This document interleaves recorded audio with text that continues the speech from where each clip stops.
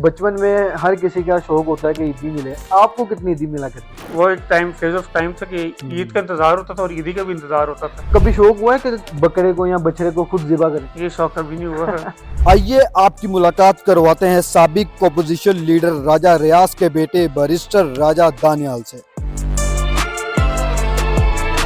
राजा दानियाल ईद कैसे मनाते हैं? फैसलाबाद में नून लीग का सियासी मुस्तकबिल क्या है? आइए इन सब के सवाल जानते हैं, हमारे साथ जुड़े रहिए। आपको क्या लगता है कि खान साहब बाहर आएंगे? सोशल मीडिया के कहने पे खान साहब बाहर नहीं आएंगे। पहले पीपीपी, फिर पीटीआई, अब पीएमएलएन। शहबाज शरीफ साहब पंजाब का हाल छोड़ के गए थे और जो बाद में उस्मान बुज़दार साहब ने पंजाब का हाल किया सारों के सामने। आपको लगता है कि बिलावल भुट्टो आइंदा आने वाले सालों में एक वज़ीर-ए-आज़म हो सकते हैं? पंजाब में मुझे नहीं लगता पीपल्स पार्टी का कोई फ्यूचर है जी।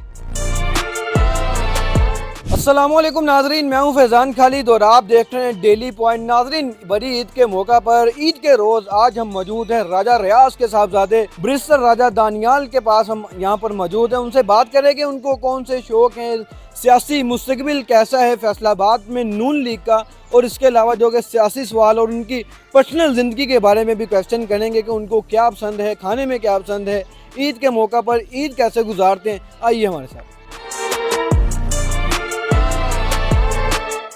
अस्सलाम वालेकुम सर। अल्हम्दुलिल्लाह सर, आप बताएं कैसे हैं? ईद मुबारक सर। आपको बहुत शुक्रिया सर बताइएगा कैसे जो सियासतदान ईद गुजारते हैं? बिस्मिल्लाहिर्रहमानिर्रहीम। सबसे पहले आपकी शिफावी का बहुत शुक्रिया। ईद के दिन आप टाइम निकाल के आएँ, मैं अपने डेरे पे आपको वेलकम करता हूँ। ईद का दिन जैसे हर कोई ईद का दिन गुजारता है जी। सुबह ईद की नमाज के बाद एक कुर्बानी का सिलसिला होता है।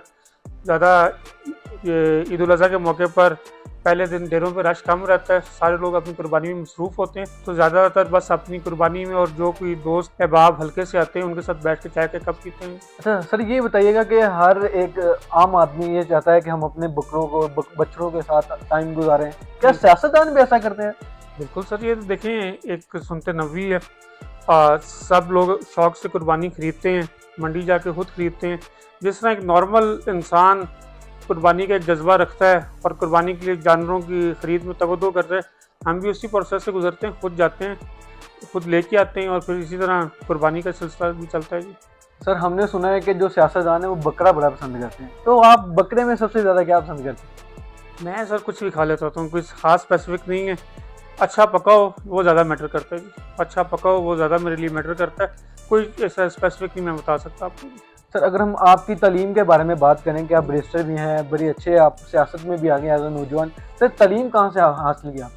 तालीम सर मेरी O levels A levels Lahore साइकस से है। उसके बाद यूनिवर्सिटी ऑफ बकिंगम से LLB किया था और बाद में BBB लॉ स्कूल होबन से LLM किया था कमर्शियल लॉ के अंदर जी।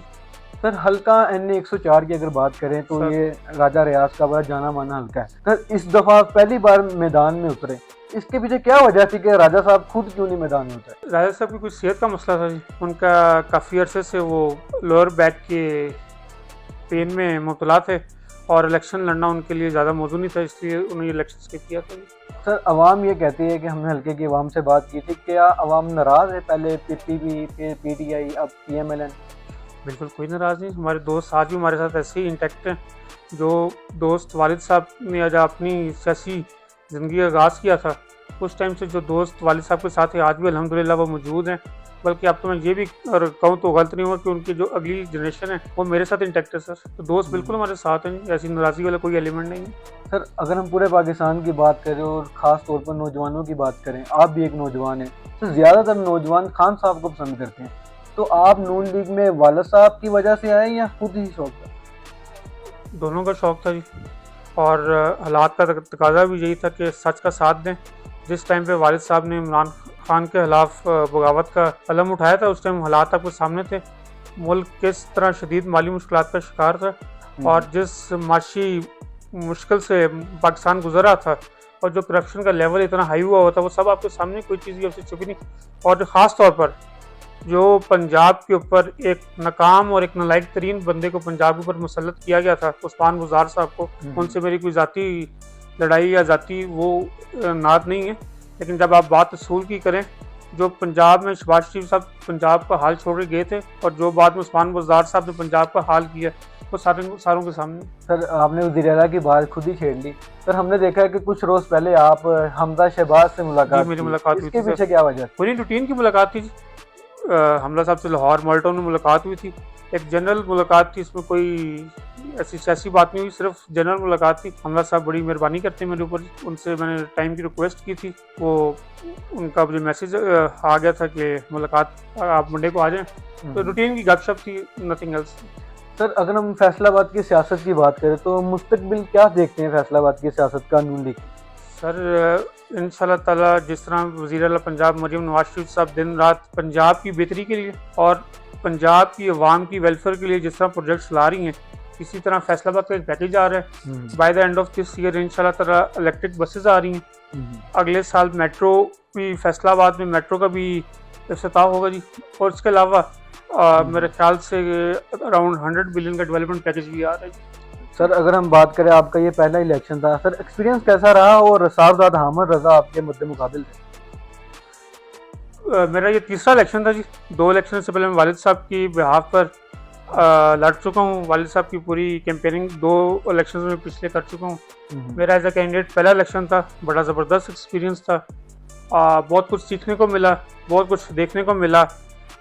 जो वो 40-50 दिन का एक स्पैन होता है, उसमें जिस तरह आप इलेक्शन लड़े होते हो, एक अफरा तफरी का आलम होता है, तो बड़ा मैंने उस चीज़ को एंजॉय किया।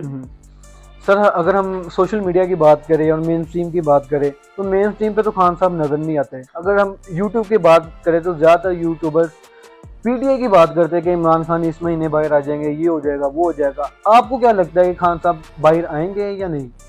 ये खान साहब ने बाहर आना है रूल ऑफ लॉ के तहत जी। ये आए रोज़ यूट्यूबर्स मुख्तलिफ प्लेटफॉर्म्स का सहारा लेते हुए एक खुशखबरी सुना देते हैं कि इस महीने आ रहा है, इस महीने आ रहा है। और जो पीटीआई के एक कल्ट फॉलोइंग है, वो चीज़ को इतना ज़्यादा ओवर एग्जरेट कर देती है कि लगता है कि शायद सुबह खान साहब बाहर आ रहे हैं। जो तरीक़ाकार है उसी तरीक़ाकार के तहत खान साहब बाहर आएंगे। सोशल मीडिया के कहने पे खान साहब बाहर नहीं आएंगे। सर ज़्यादातर आपका ख़ानदान पीपल्स पार्टी में रहा, आपको लगता है कि बिलावल भुट्टो आइंदा आने वाले सालों में एक वज़ीर आज़म हो सकते हैं? अभी कहना बहुत जल्दी होगा जी।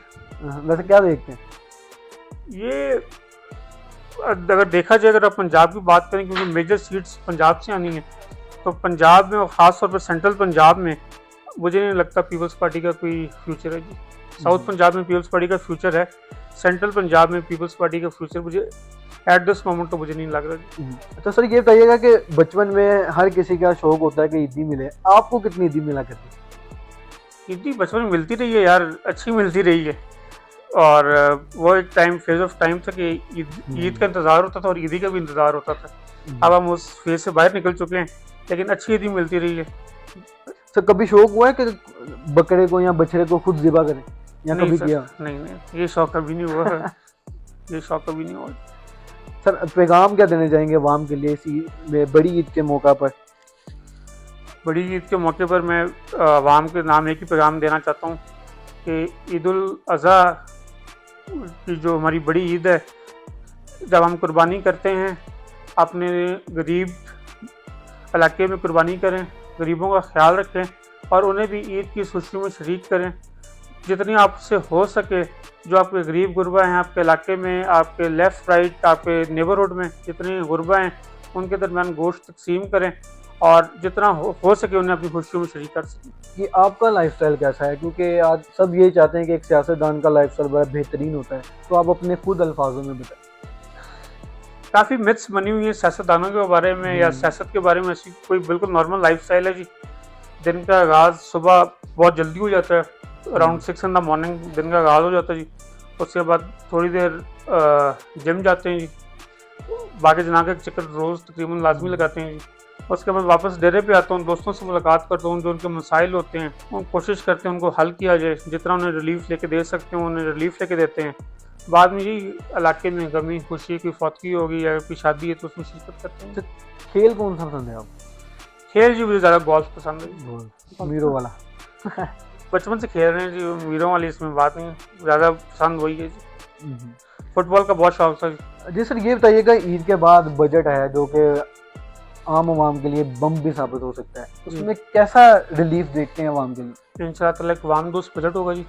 अभी बजट क्योंकि अंडर डिस्कशन है, सारा पेपर वर्क हो रहा है, इंशाल्लाह ताला मुझे उम्मीद है कि कायद मोहतरम मियां शहबाज शरीफ साहब की क़यादत में एक अवाम दोस्त बजट होगा और अवाम को एक बहुत बड़ा रिलीफ मिलेगा इंशाल्लाह ताला। जी नाज़रीन, हम राजा दानियाल साहब के जो डेरे का विज़िट कर रहे हैं तो हमने एक चीज़ देखी, इनको घोड़ों का भी शौक़ है। इनसे बात करेंगे। सर ये बताइए कि घोड़ों का शौक़ आपको है या आपके वालिद साहब को? बेसिकली ये शौक़ मेरे दादा राजा शेर मोहम्मद साहब का था जी। उसके बाद राजा रियाज साहब भी नेज़ाबाजी करते रहे। मुझे सिर्फ घुड़सवारी का शौक़ है जी। मेरे बड़े भाई हैं राजा ज़रार सजाद साहब जी, तो पाकिस्तान के जो टॉप 5 नेज़ाबाज हैं उनमें उनका शुमार होता है। बेसिकली अभी उस शौक़ को वो परसू कर रहे हैं और जो मेरे एक फैमिली की लेगेसी थी घोड़ों का शौक़ जी, अब मेरे कज़न राजा ज़रार साहब वो इस शौक़ को परसू कर रहे हैं जी। अब ज़्यादा नेज़ाबाजी वही करते हैं, मैं सिर्फ घुड़सवारी की हद तक की है जी। सर घोड़ों की बात करें तो समुद्री में काफ़ी घोड़ों का जाना जाता है, वहाँ पर नेज़ाबाज भी काफ़ी हैं। तो नेज़ाबाज कौन सा पसंद है आपको अगर हम पाकिस्तान की बात करें? मैं तो अपने कज़न के नाम लूँगा जी। उसके अलावा बहुत बेहतरीन पाकिस्तान में नेज़ाबाज हुए हैं जी। मैं समझता हूँ जो नेज़ाबाजी में सबसे बड़ा नाम है वो मरहूम मलिक अताब मोहम्मद ख़ान साहब का है। पाकिस्तान में नेज़ाबाजी के कल्चर को फ़रोग़ देने में और नेज़ाबाजी आज जिस मकाम पे खड़ी है, मेरा ख़्याल है मलिक अताब मोहम्मद साहब को उसमें बड़ा कलीदी किरदार था। उसके बाद और भी बड़े नेज़ाबाज हैं जी, राजा ज़रार सजाद साहब हैं, कामरान खान न्याजी हैं, सरदार अब्दुल रहीम खान न्याजी हैं लिए से जी, और हमारे रजोए से हसनैन बाज साहब हैं, वो बहुत बड़े नेज़ाबाज हैं। ख्वाजा फैसल साहब हैं जी। तो बहुत सारे नाम हैं जी, अगर नाम लूँगा तो आज का दिन थोड़ा है उसके लिए। लेकिन पाकिस्तान में घोड़ा का जो घोड़े का कल्चर और नेज़ाबाजी का कल्चर है बहुत वसी कल्चर, एक बड़ी एक अच्छी स्पोर्ट है जी। सर आपके पास कितने घोड़े और कौन सी नस्ल के? हमारे पास सारी देसी ब्रीड है जी, और स्ट्रेंथ तो नहीं आपको बता सकता कि कितने, लेकिन सारी देसी नस्ल है क्योंकि नेज़ाबाजी ज़्यादातर आपकी लोकल ब्रीड के ऊपर ही होती है जी।